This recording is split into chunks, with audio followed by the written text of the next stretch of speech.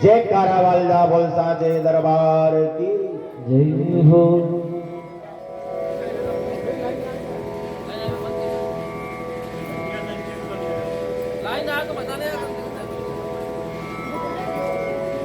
महाभारत में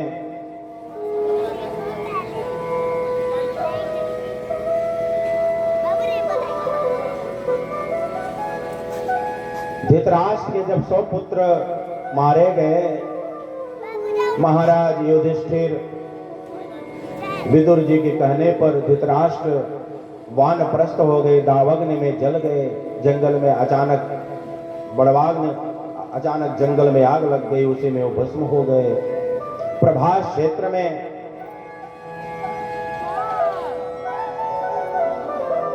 धृतराष्ट्र जल गए। 5 पांडव महाराज परीक्षित को राजपाट सौंप करके, अपने उत्तराधिकारी को राजपाट सौंप करके वे लोग भी वानप्रस्थ हो गए। वानप्रस्थ होते हुए वे चारों तरफ विश्व भर के तीर्थों में भ्रमण करते करते स्वर्गारोहण के लिए निकल पड़े। ये लोग केदारनाथ पहुंचे। केदारनाथ में जब पहुंचे हैं तो भगवान केदारनाथ जी को खोज रहे हैं। केदारनाथ जी उनकी परीक्षा लेने के लिए छुप गए। 5 भाई खोजने लगे, कहां गए भाई केदारनाथ जी? भोलेनाथ कहां गए? खोजो इनको, कहां गए? नहीं दिख रहे हैं। जब 5 भाई नहीं देख पा रहे थे तो भीम ने अपनी बुद्धि लगाई। देखा कि जो केदारनाथ जो है वो पशुओं के पति हैं। पशुपतिम दुपतिम धरणी पतिम भुजग लोक पतिम च सती पति। भगवान बहुत लोगों के पति हैं। यहाँ आप लोग एक औरत का पति होकर के भी जो है प्रसन्न नहीं कर पाते हो, वो तो सारे त्रिलोकों का पति है। पशुपतिम पशुओं के पति हैं। पशुपतिम दुपतिम धरणी पतिम पृथ्वी के भी पति हैं। ये जो पृथ्वी पे हम बैठे हैं उस पृथ्वी के पति कौन है? भगवान भोलेनाथ। भोलेनाथ जी का जब वीर्य स्खलित हुआ तो धरती मैया ने उसको स्वीकार किया और उससे उनको बेटा पैदा हुआ। उसका नाम मंगल है, मंगलनाथ, जो मंगल ग्रह है। पशुपतिम दुपतिम धरणी पतिम भुजग लोक पतिम, सर्पों के भी पति हैं। भुजग लोक पतिम च सती पतिम, मैया सती के भी पति हैं। तो आइए, जब उनको केदारनाथ जी को खोजने लगे तो वो भैंसे के रूप हैं, तो भैंसा का जो छुप गए धरती में, लेकिन जो पीठ पीछे का भाग है वो थोड़ा सा दिखा भीष्म को और उन्होंने से दबोचा। पूरा शरीर नेपाल में और पीछे का भाग केदारनाथ में। इसीलिए कहते हैं कि केदारनाथ जी की यात्रा किए तो पशुपतिनाथ की यात्रा जरूर करो, तो भी यात्रा का फल मिलेगा उस ज्योतिर्लिंग का साल भर के अंदर। इसलिए उनका नाम ही है पशुपति नाथ। बोले पशुपतिनाथ महाराज की जय। और उनको प्रसाद में क्या धराया जाता है जो आप शायद ही खाते हो? जानवर का मांस। वहां के ब्राह्मण खाते भी हैं। और भी बताएं, बिहार के मैथिल ब्राह्मण जो नेपाल से सटे हुए हैं वो भी खाते हैं। उनके यहाँ तो मछली भात, ब्याह शादी घर भोज बा तो मछली ना उनका मिले तो कहिए कि लागत महादरिद्र बा। यहाँ तक कि ब्याहे में आप रुपया पैसा दहेज मांगा था ना, वो सब मछली मांगा था। कि 10 कुंतल के मछली के भोज बनावा, तब तोरे हम अपने बेटा के बियाह कर आओ। और मछली दहेज में भी देते।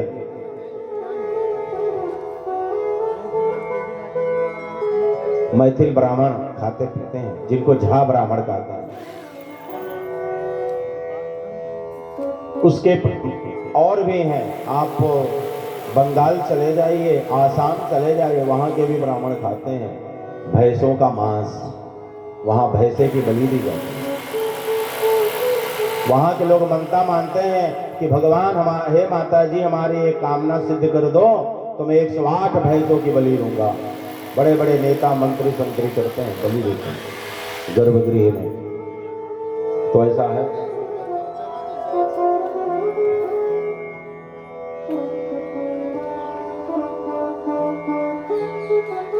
तो पशुपतिनाथ महाराज केदारनाथ जी का सिर्फ पीछे का भाग ही दर्शन कर पाए हो, और वही आज वहां पे है। केदारनाथ जी में चले जाइए, सब जगह के शिवलिंग ऐसे हैं, लेकिन वहां ऐसे हैं फैले हुए। उनके दर्शन किए लोग। उसके पश्चात जैसे जैसे स्वर्ग की तरफ बढ़ रहे थे, चारों भाइयों का शरीर गल गया। लेकिन युधिष्ठिर महाराज का सिर्फ अंगूठा गला, क्योंकि उन्होंने जीवन में एक झूठ बोला था, वो भी शंका वाला झूठ। अपने गुरु से,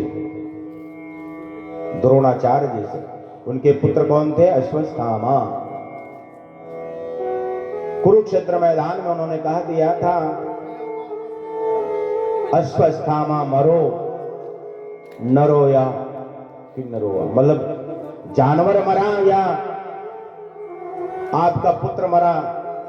जैसे उन्होंने कहा अश्वत्थामा मरो, आगे वाला शब्द बड़े धीरे से बोले, उसी में उन्होंने हथियार छोड़ दिया, जिसके द्वारा मारे गए द्रोणाचार्य जी। इसके वजह से उन्होंने आगे के शब्द को बहुत धीरे बोला था, उनको सुनाई नहीं पड़ा। अश्वत्थामा मरो भी धनुष त्याग दिए थे, जिसकी वजह से उनका सिर्फ अंगूठा गला। बाकी तो चारों भाई स्वर्ग नहीं जा पाए, शरीर गल गया बर्फ से। और वही युधिष्ठिर महाराज जो धर्म के प्रतीक थे, धर्मराज थे, वही जो है वैकुंठ लोक को जा पाए। महाराज परीक्षित राजपाठ कर रहे हैं। यहां द्वारिका में भी प्रभास क्षेत्र में भगवान श्री कृष्ण महाराज विराजमान हैं। सप्तऋषि आदि ऋषि मुनि वहां उनके दर्शन के लिए आ रहे हैं, अंतिम दर्शन के लिए, कि प्रभु भी स्वधाम जाने वाले हैं।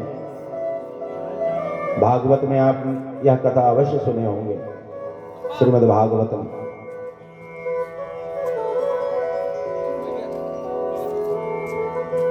भृगु महाराज ऋषियों के साथ में दर्शन करके जैसे ही जा रहे थे, वैसे ही जाम्बवती नंदन सांब ने भृगु ऋषि से कहा, ये जो गुड्डा गुड्डी का खेला खेल रहे थे दुल्हा दुल्हन का, सांब ने कहा ये जो घुंघराले बाल वाली है, कजरारी नैनों वाली है, इसके पेट में बच्चा है, बताइए, आप 7 जन्मों तक का बताते हो, बताओ इसके पेट में क्या है। लोग तकिया रखे थे पेट में, नाटक कर रहे थे गर्भवती औरत का। बताओ एक कजरारे नैनों वाली इस सुंदरी गर्भवती है, इसको क्या होगा? महाराज आप लोग तो 7 जन्मों तक का बताते हो, बताओ इसको क्या होगा। उनको गुस्सा आया, क्रोध आया। उन्होंने कहा, बालकों तो हमारा रास्ता छोड़ दो, जाने दो हमें। उन्होंने ऐसे व्यंग शब्द कहे। सांब और भी बहुत से बच्चों ने, उन्हें गुस्सा आया, कहा जाओ इसके पेट से मूसल पैदा होगा, और मूसल, उसी मूसल से सभी तुम्हारे यदुकुल का संहार होगा। श्राप देकर के चले गए। जैसे ही महात्मा ऋषि गए हैं वहां से, वैसे ही उसके पेट से मूसल पैदा हुआ। सभी बालक घबरा गए। द्वारिका के समुद्र के पास में जाकर के उस मूसल को रगड़ रगड़ करके समुद्र में फेंका। उस समुद्र ने उसे स्वीकार करके दूसरे छोर पर छोड़ दिया, किनारे पर। और वो समुद्र के किनारे सभी सरपत की तरह एक तेज वाली घास उग गई। और उस जो मूसल का लोहा था से कूटा जाता है, उसको घिसने लगे, नहीं घिस पाए तो समुद्र में फेंक दिया। उसे एक मछली निकल गई। प्रभास क्षेत्र में यादवों का परस्पर, एक दिन सभी यादव वहां पर इकट्ठे हुए उसी समुद्र के किनारे प्रभास क्षेत्र में। और कहते हैं ना कि जब 4-5 भाइयों का परिवार हो तो कुछ न कुछ निपुण चलू ही रहता, झगड़ा वगड़ा चलता ही रहेगा। तो वहां पे भगवान के परिवार कैसा है, कितनी रानियां थी भगवान कृष्ण को? 16,108, 8 रानी और 16,000 पटरानी। 16,100 पटरानी और 8 रानियां थी। उनके सबके 10-10 बच्चे थे, 10-10 बेटे थे। 1,60,000 से अधिक उनके संतान थी। और उनके बच्चों को भी 10-10 बच्चे थे, मतलब लाखों में उनका परिवार था। सभी समुद्र के किनारे इकट्ठे हुए, जहां पे वह सरपत जैसे तेज धार वाली घास उगी है। सभी वहां पर कुछ बात को लेकर के एक दूसरे में झगड़ा हुआ। और जब झगड़े हुए तो सभी उस घास को, विषैले तेज वाले धार वाले घास को उखाड़ करके एक दूसरे पर प्रहार किए और वहां सबको घायल करके मार डाले। सभी आपस में लड़के समाप्त हो गए। परस्पर युद्ध हुआ और एक दूसरे को संहार हो गया। वहां पर यादवों का, यदुकुल का संहार हो गया। कृष्ण और बलराम भी अब स्वधाम जाने के लिए तैयार हुए हैं। बलराम जी भी कौरवों के विनाश के 36 वर्ष बीतने के पश्चात विप्र श्राप के प्रभाव से सभी यादव प्रभास क्षेत्र में नष्ट हो गए। वे सभी यादव मदिरा पी करके मतवाले हो गए थे। आपस में ही लड़ करके यदुकुल का संहार हो गया। बलराम जी ने योग क्रिया के द्वारा शरीर का त्याग किया। कमल के समान नेत्र वाले भगवान श्री कृष्ण भी उस बाली के श्राप के अनुसार, सुग्रीव के भाई जो बाली ने श्राप दिया था, मैं बैरी सुग्रीव प्यारा। महाराज आप तो त्रिलोकी हो, मर्यादा पुरुषोत्तम हो, आपके लिए तो सब समान रूप से है। महाराज मैं बैरी और मेरा भाई सुग्रीव आपको प्यारा कैसे है, प्यारा कैसे लग रहा है? आपने मुझे छुप करके क्यों मारा महाराज? तो भगवान ने कहा था कि मेरा जब द्वापर में अवतार होगा तो आज मैंने जो यह कृत्य किया है वही तुम करोगे। तो वही समय आया है। आज बहेलिया, बाली जो है बहेलिया बनकर के आया है। जो मूसल का लोहे का भाग था समुद्र में, प्रभास क्षेत्र के समुद्र में फेंका गया था द्वारिका के, उस लोहे के भाग को मछली निगल जाती है। मछुआरा जाल में फंसाता है और जब फंसा करके लेकर के गया, काटा तो उसमें से लोहे का वह मूसल का भाग निकला, उसको फेंक दिया। बहेलिया जा रहा था, उस मूसल के लोहे को ले लिया, लोहार के पास गया और उसका जो है बाण बनवाया, धारदार बाण बनवाया और उस जंगल में गया जहां पर भगवान श्री कृष्ण उस बहेलिए का, उस बाली का इंतजार कर रहे हैं। पैर के ऊपर पैर रख करके भगवान ऐसे ही चिंतन कर रहे हैं कि मेरा लाखों का परिवार यदुकुल का संहार हो गया। भगवान चिंतन कर रहे थे। गरुड़ जी महाराज स्वर्गलोक से चले हैं, उन्हें ले जाने के लिए सुधाम यहां उनका जो सारथी थे वो जाकर के उग्रसेन आदि नंद वसुदेव आदि को सब बता दिए कि प्रभु जा रहे हैं स्वधाम लोक को। और भगवान श्री कृष्ण उस बहेलिए का इंतजार कर रहे थे। मां जगदम्बा भुवनेश्वरी माता का ध्यान करके प्रभु वहां चिंतन कर रहे हैं। उसी समय वह बहेलिया आया, हिरण समझ करके बाण चलाया। भगवान श्री कृष्ण के तलवे में लगा वह बाण, खून बह रहा है, रक्त प्रवाहित हो रहा है। उसी समय वह बहेलिया दौड़ा, सोचा कि मेरा शिकार फंस गया। आया, देखा कि भगवान श्री कृष्ण हैं।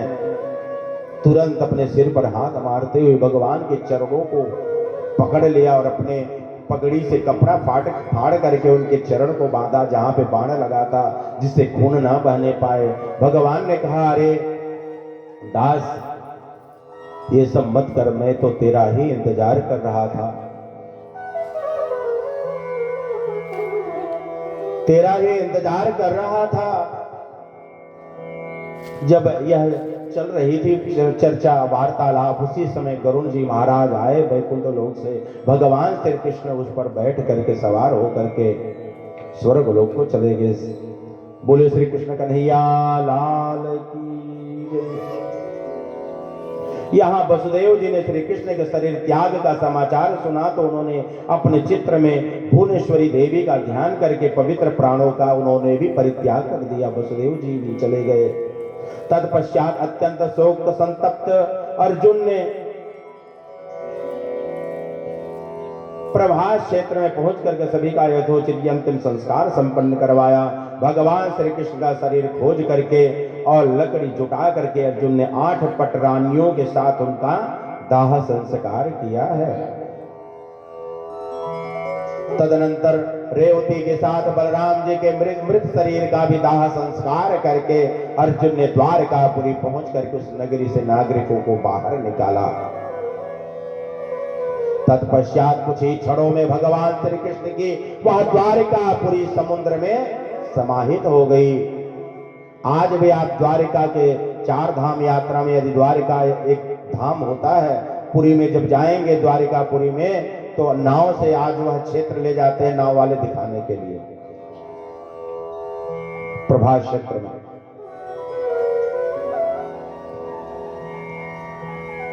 समुद्र में डूब गई, किंतु अर्जुन सभी लोगों के साथ लेकर के बाहर निकल गए।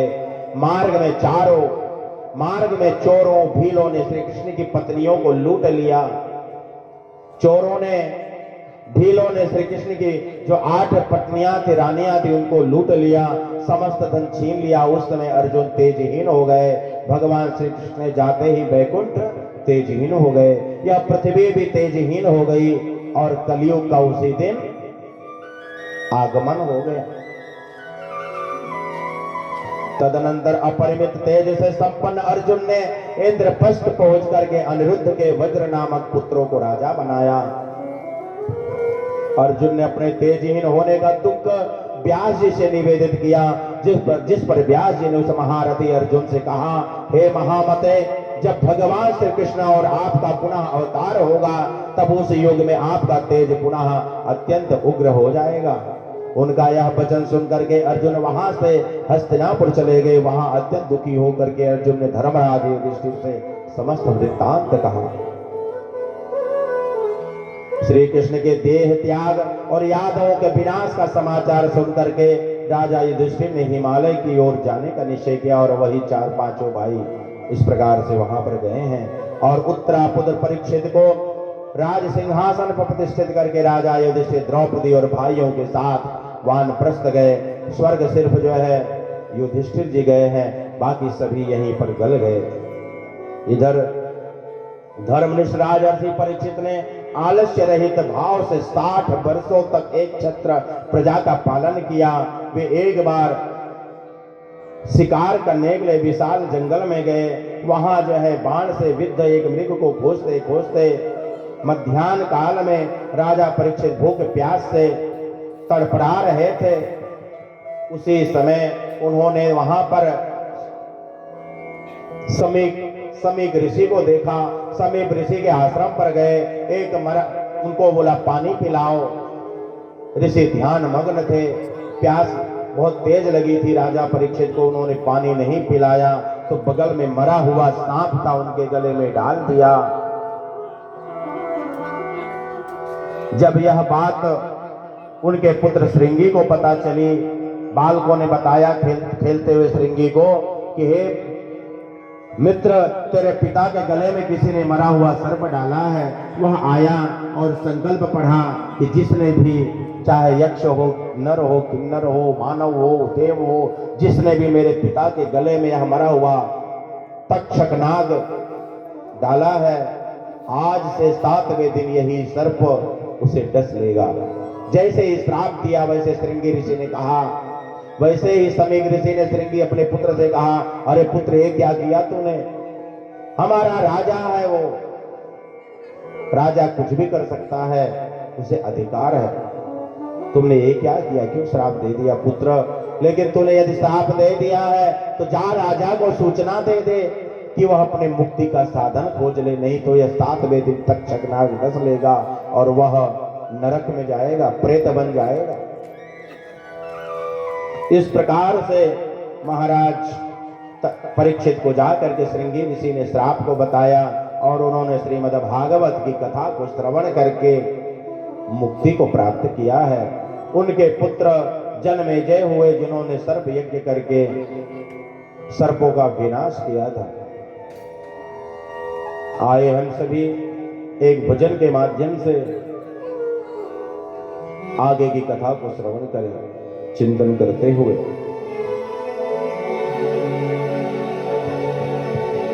शिव शंकर को जिसने पूजा उसका ही उद्धार हुआ।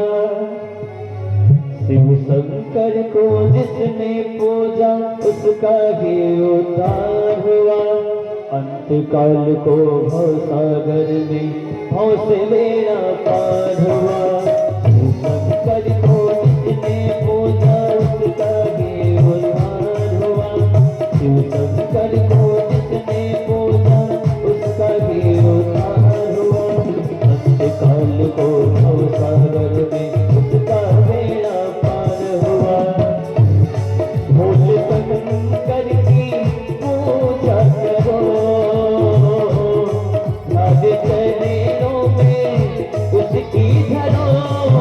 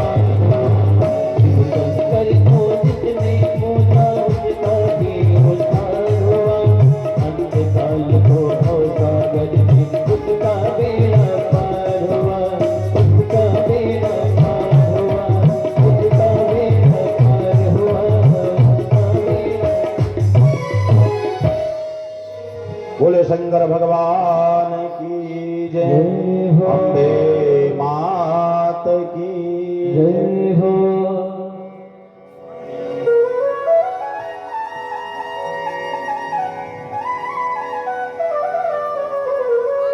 महाराज परीक्षित श्रीमद् भागवत की कथा को श्रवण करने के पश्चात सुखदेव जी महाराज को विदा किए। तक्षक नाग उनको डसने के लिए आ रहा है।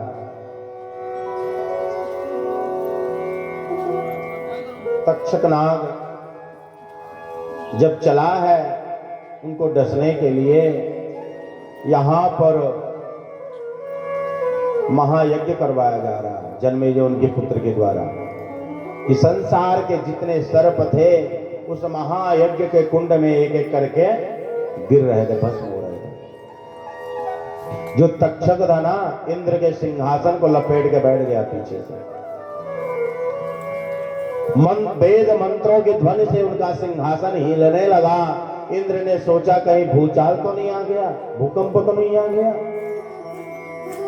और सर्प इसलिए लपेट के बैठा। तक्षक नाग कहते हैं ना कि सनम हम तो डूबेंगे, तुम्हें भी डुबा देंगे, हम तो मरेंगे ये यज्ञ कुंड में, इंद्र तुमको भी लेके चलेंगे। इसी यही सोच करके वह पीछे जा करके बैठा हुआ सिंहासन के। सिंहासन मंत्रों की ध्वनि से सर्प के साथ में सिंहासन भी हिल रहा है। उन्हें लगा भूडोल आ गया। जब मंत्रियों ने सलाह दिया कि महाराज ये तक्षक नाग है, आपके सिंहासन से अपने को सुरक्षा महसूस करने के लिए वहां पर आया, लिपटा हुआ है।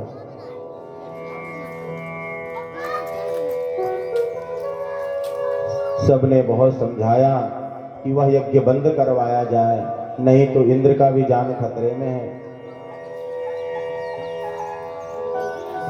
यज्ञ को वहां पर बंद करवाया गया।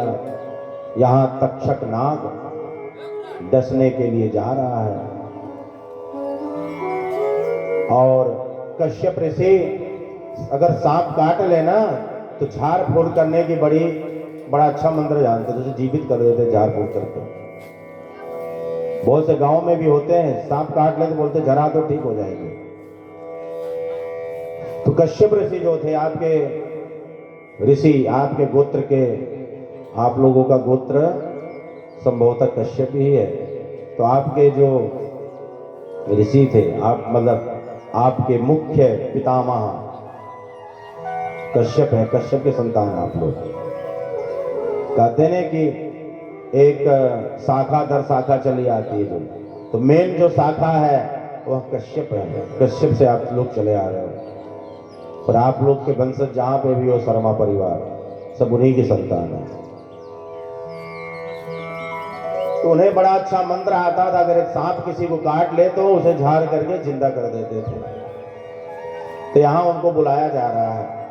कश्यप जी अपने घर से निकल चुके हैं, सोचे आज बड़ी दक्षिणा मिलेगी, महाराज परीक्षित का जान बचाऊंगा। तो तक्षक बड़ा होशियार था, इंद्र के सिंहासन को छोड़ा, वहां पहुंचा तक्षक के पास, कश्यप के पास, और इंसानों जैसा कपड़ा पहन लिया तक्षक। कहा महाराज, कहां दौड़े दौड़े जा रहे हो? कहे आज मोटी दक्षिणा मिलेगी। बोले कहां? अरे राजा परीक्षित के यहाँ तक्षक नाग आने वाला, आज उनको डसने काटने के लिए। बोले मैं भी चलूं आपके साथ में? बोले नहीं, तुम चलोगे तो दक्षिणा फट जाएगी, अब साथ में कोई जाएगा तो उसको भी देना पड़ेगा। बोले नहीं नहीं, तुम मत चलो। तो तक्षक कह रहा है, मैं जो दक्षिणा वहां मिलने वाली मैं यही तुमको दे देता हूं, तुम अपने घर पे चले जाओ, क्या उतने दूर जाओगे तुम? तक्षक बड़ा होशियार था, बीच में ही रास्ता रोक करके उनको दक्षिणा दे करके विदा कर दिया। कहा जाओ महाराज घर पे। कश्यप उवाच परीक्षितं नृपश्रेष्ठं तक्षकस्य प्रदक्षति तत्राहं त्वरितो यामि नृपं कर्तुमपज्वरम्। महाराज परीक्षित को तक्षक नाग डसने वाला है तो मैं उन्हें विष मुक्त करने के लिए वहां जा रहा हूं। तक्षक कहा, मैं ही वह तक्षक नाग हूं और मैं ही महाराज परीक्षित को काटूंगा। मेरे काट लेने पर आप चिकित्सा करने में समर्थ नहीं हो सकेंगे महाराज, इसलिए प्यार से लौट जाओ, दक्षिणा ले लो, चले जाओ। कश्यप ने कहा, ब्राह्मण के द्वारा स्थापित किए गए राजा को आपके काटने से मैं उन्हें फिर से जिंदा कर दूंगा। मेरे पास ऐसा मंत्र का बल है।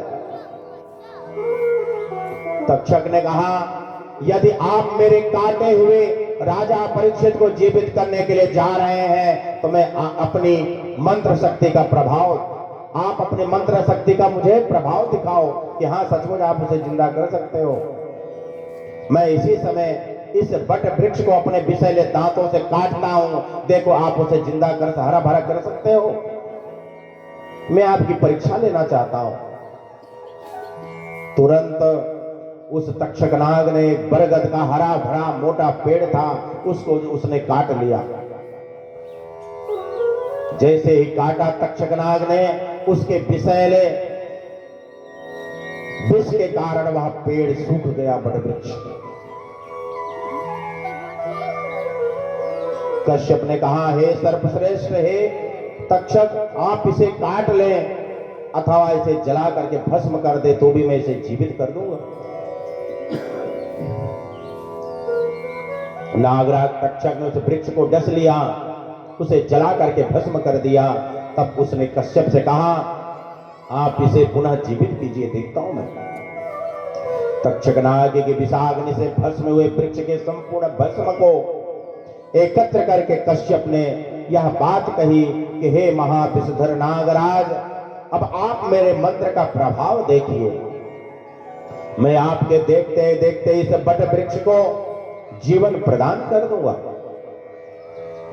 ऐसा कह करके हाथ में जल लेकर के उन्होंने संकल्प पढ़ा। जल से लेकर के उस वृक्ष को अभिमंत्रित किया, उसे भस्म राशि पर छिड़क दिया। जल के पड़ते ही वह बट वृक्ष पुनः हरा भरा हो गया, पहले की भांति सुंदर हो गया वह वृक्ष।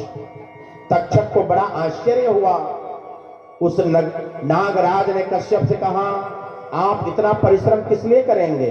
आपकी मैं कामना अवश्य पूर्ण कर दूंगा। कहिए आपको क्या चाहिए, आप क्या चाहते हैं? कश्यप ने कहा, हे नाग, मैं धन का अभिलाषी नहीं हूं, मुझे धन नहीं चाहिए। परीक्षित को शापित जान करके अपनी मंत्र विद्या से उनका उपकार करने के लिए मैं घर से निकला हूं। तक्षक ने कहा, राजा से जितना धन आप चाहते हैं उतना धन मैं तुम्हें दे रहा हूं, ले लो और पुनः चले जाओ, रास्ता छोड़ दो हमारा।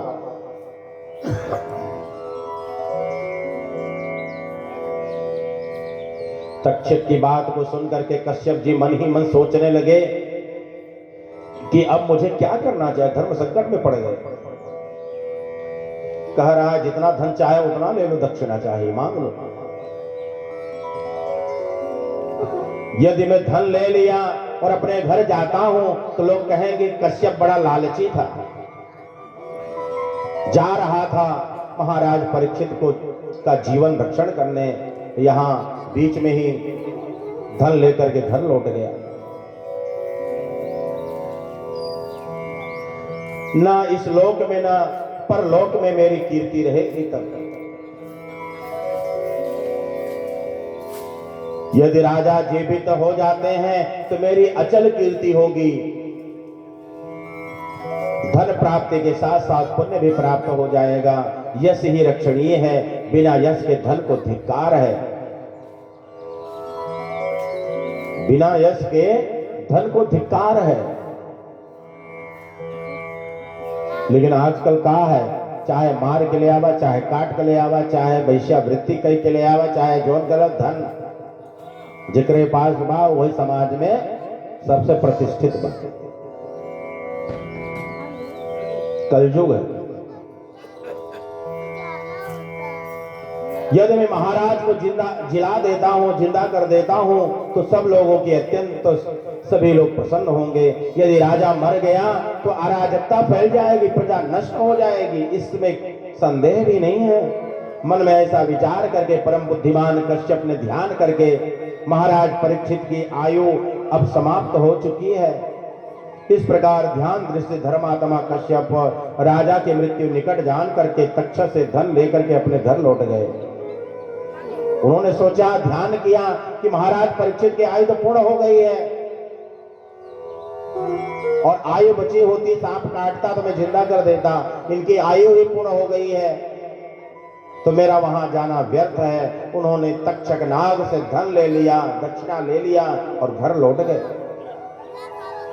कश्यप को लौटा करके वह नाग 7वें दिन राजा को डसने की इच्छा से शीघ्र हस्तिनापुर चला गया। नगर में पहुंचते उसने सुना कि मणि मंत्र और औषधियों से भली भांति सावधानी पूर्वक सुरक्षित होकर के राजा अपने महल में रह रहे हैं। ब्राह्मण के साप से भयभीत सर्पराज तक्षक को बड़ी चिंता हुई। वह सोचने लगा कि अब मैं किस उपाय से इस राजभवन में प्रवेश करूं, इस पापी मूढ़ विप्र को पीड़ित करने वाले मुनि के साप से आहत इस दुष्ट राजा को मैं कैसे छलूं। पांडव वंश में ऐसा कोई नहीं हुआ जिसने इस प्रकार किसी तपस्वी ब्राह्मण के गले में मृत सर्प डाल दिया हो।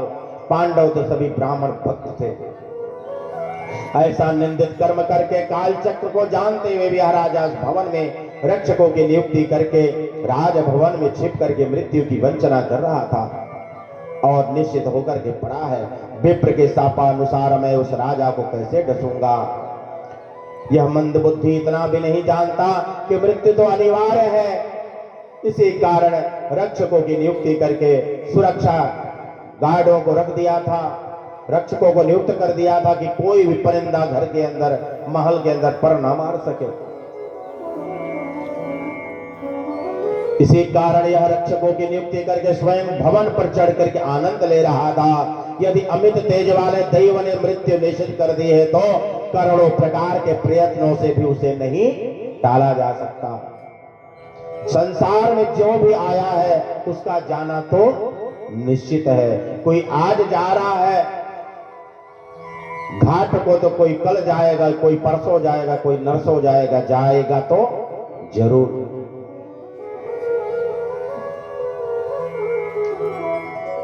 पांडव वंश का उत्तराधिकारी यह राजा परीक्षित अपने को मृत्यु के मुख में गया हुआ जानते हुए भी जीवित रहने की अभिलाषा रख रहा था। मोह माया में फंसा हुआ था, सुरक्षित स्थान में निश्चिंत होकर के पड़ा हुआ है। यह यदि चाहता तो अनेक प्रकार के दान पुण्य द्वारा अपनी आयु बढ़ा सकता था, क्योंकि धर्माचरण से व्याधि नष्ट होती है। दान पुण्य करो तो आयु बढ़ जाती है और उससे आयु स्थिर होती है। यदि ऐसा संभव नहीं था तो मृत्यु के समय संपन्न की जाने वाली स्नान दान आदि क्रियाएं करके मृत्यु के अनंतर स्वर्ग यात्रा कर सकता था, अन्यथा इसे नरक जाना होगा। मुनि को पीड़ा पहुंचाने का पाप इस राजा को था ही और ब्राह्मण का घोर शाप अलग है। अब यह जो है मृत्यु इसकी निकट है, इस समय कोई ब्राह्मण भी इसके पास नहीं है जो इसे बता सके कि विधाता के द्वारा निर्धारित मृत्यु सर्वथा अनिवार्य है, हमेशा मृत्यु आई ही है।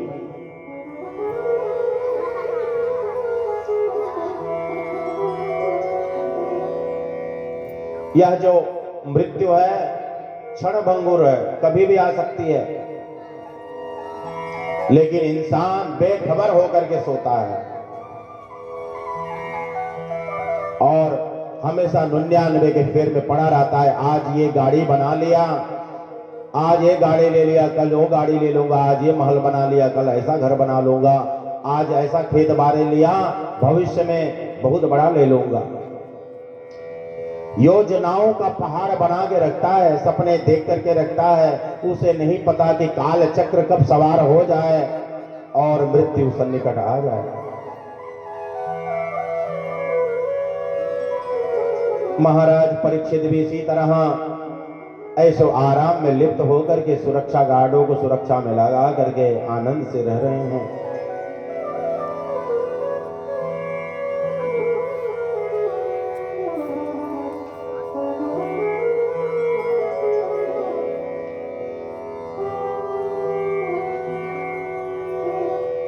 ऐसा विचार करके तक्षक नाग ने अपने निकटवर्ती श्रेष्ठ नागों को तपस्वी ब्राह्मणों का वेश धारण करा करके राजा के पास में भेजा है। ब्राह्मणों का वेश धारण करा करके राजा के पास जब भेजा, वे राजा को देने के लिए फल फूल आदि लेकर के तैयार हो गए। तक्षक नाग भी एक छोटे से कीट के रूप में फल के बीच में छिप करके वहां पर पहुंच गया। छोटा सा कीड़ा बन करके फल के बीच में छिप करके पहुंच गए। तब वे नाग फल आदि लेकर के शीघ्र ही निकल पड़े। राजभवन में पहुंच करके महल के पास खड़े हो गए। इस प्रकार तपस्वियों को खड़े देख करके रक्षकों ने उनसे पूछा कि आप लोगों की क्या इच्छा है। तब उन्होंने कहा, हम लोग महाराज को देखने के लिए तपोवन से आए हैं। यहाँ पांडव कुल के सूर्य शुभ दर्शन महापराक्रमी अभिमन्यु पुत्र परीक्षित को अथर्ववेदोक्त मंत्रों से आशीर्वाद देने हेतु हम लोग यहाँ पर आए हुए हैं। आप जा करके महाराज से कहें कि कुछ मुनिजन कुछ ब्राह्मण उनसे मिलने आए हैं। वे महाराज का मंत्राभिषेक करके उन्हें मधुर फल दे करके लौट जाएंगे। भरतवंशी राजाओं के कुल में कभी भी द्वार रक्षक नहीं देखे गए। ऐसा कहीं भी नहीं सुना गया है कि ब्राह्मणों को तपस्वियों को कोई रक्षक कोई वॉचमैन उन्हें रोक सके। जहां महाराज परीक्षित विराजमान हैं वहां हम लोग जाएंगे और उन्हें अपने आशीर्वाद से दीर्घायुष्य बना करके आज्ञा दे करके लौट जाएंगे। उन तपस्वियों को वचन सुन करके सुरक्षा रक्षकों ने उन्हें ब्राह्मण समझ करके महाराज के पास महाराज का आदेश सुनाते हुए कहा, हे विप्रों, हमारे विचार से आप लोगों का राजा का दर्शन नहीं हो सकेगा। आप समस्त तपस्वी जन वापस राजभवन में कल पधारें। विप्र श्राप से भयभीत होकर के राजा ने अपने महल में ब्राह्मणों को भी प्रवेश नहीं करने दिया। किसी का भी प्रवेश वर्जित करके रखा था, क्योंकि भयभीत हो गए थे कि सर्प किसी न किसी रूप में आकर के डस लेगा। तब ब्राह्मणों ने उनसे कहा, हम लोगों की ओर से ये फल फूल कंदमूल जल आप रक्षक गण राजा को जाके दे दो, हम लोगों का आशीर्वाद पहुंचा दो उन्हें। उन्होंने राजा के पास जाकर के तपस्वियों के आगमन की बात बता दी। इस पर राजा ने आज्ञा दी कि वे लोग फल फूल आदि जो कुछ दे रहे हैं उन्हें यहाँ लाओ और उन तपस्वियों के आने का कारण पूछ लो और उन्हें पुनः कल प्रातः काल आने कह दो। साथ ही मेरी ओर से उन्हें प्रणाम कह करके यह भी कह देना कि आज मेरा मिलना संभव नहीं है। और उसी फल के अंदर तो वो तक्षक बैठा हुआ है। उन द्वारपालों ने तपस्वियों के पास जाकर के उनके दिए हुए फल मूल कंद आदि लेकर के आदरपूर्व राजा को अर्पित कर दिए।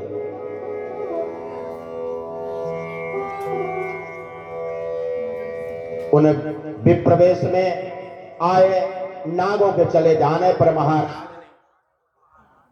फलों को लेकर के मंत्रियों से कहा, हे सचिवों, आप लोग सुनाई दे रहा है? सचिवों में बांट दिया जाए। एक सुंदर पका हुआ फल हाथ में लेकर के उसे स्वयं ग्रहण कर लिया। जिस फल को राजा ने चीरा उसमें से ताम्र वर्ण वाला काले नेत्र वाला एक छोटा सा कीड़ा उत्पन्न हुआ। यह देख करके राजा ने अपने मंत्रियों से कहा, यह आश्चर्यचकित क्या है? फल के अंदर से कैसा कीड़ा निकला? उसे देख करके राजा ने आश्चर्यचकित होकर के कहा, सूर्य अस्त हो रहे हैं, अतः आप मुझे विष का भय नहीं है। मैं ब्राह्मण के उस साप को अंगीकार करता हुआ यह जो कीड़ा है मुझे काट ले। ऐसा कह करके महाराज परीक्षित ने उसे अपने गले पर रख लिया।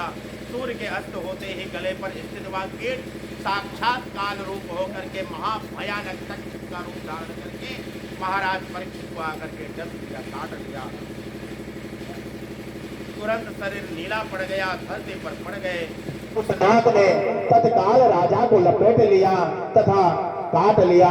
इसे देखते ही सभी मंत्री आश्चर्य में पड़ गए, अत्यधिक दुखित होकर के विलाप करने लगे।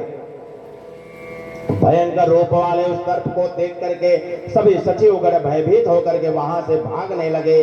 सभी रक्षकगण चिल्लाने लगे, बचाओ बचाओ, हाहाकार हो गया। वहां पर चारों तरफ लोग इधर उधर उछल कूद करके भाग रहे हैं कि यह तक्षक नाग ने महाराज परीक्षित को डस लिया है, पता नहीं और भी कितने लोगों को डसेगा। उस सर्प के शरीर से बुद्ध हो जब बच जाने के कारण राजा का महान बल प्रभावहीन हो गया, जिससे वे उत्तरापुत्र परीक्षित कुछ भी बोल पाने में, हिल डुलने में असमर्थ हो गए। सर्प ने बांध लिया था। तक्षक के मुंह से विष जनित भयंकर आग की ज्वालाएं उठने लगी। उस भीषण ज्वाला ने क्षण भर में ही राजा को जला दिया। शीघ्र उन्हें निष्प्राण कर दिया। इस प्रकार क्षण मात्र में ही राजा का प्राण हर करके वह तक्षक नाग आकाश में उड़ता हुआ चला गया। वहां लोगों ने संसार को भस्मसात कर देने की सामर्थ्य वाले तक्षक नाग को देखा है। वे राजा परीक्षित प्राणहीन होकर के जले हुए वृक्ष की भांति धरती पर गिर पड़े। राजा को मृत देख करके सभी लोग विलाप करने लगे। सभी मंत्रियों ने राजा परीक्षित के मृतक शरीर को उनके पुत्र जन्मेजय को अबोध जान करके उनकी परलोक संबंधी क्रियाएं सम्यक प्रकार से संपन्न कराई।